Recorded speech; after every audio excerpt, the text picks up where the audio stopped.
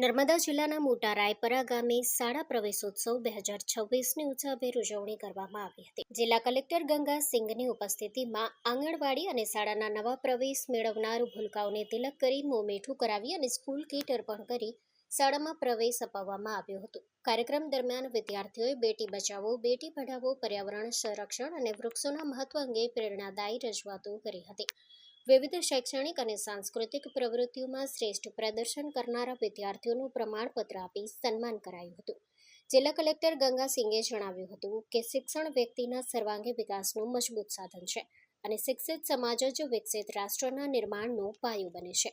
તેમણે વાલીઓ અને ગ્રામજનોને બાળકોને ગુણવત્તાસભર શિક્ષણ મળે તે માટે સહભાગી બનવા અપીલ કરી હતી. આ પ્રસંગે વિદ્યાર્થીઓને આરોગ્ય કાર્ડનું વિતરણ પણ કરવામાં આવ્યું હતું તેમજ શાળા પરિસરમાં વૃક્ષારોપણ કરાયું હતું. કાર્યક્રમમાં ગ્રામજનો, વાલીઓ, શિક્ષકો, વિદ્યાર્થીઓ અને અધિકારીઓ મોટી સંખ્યામાં ઉપસ્થિત રહ્યા હતા.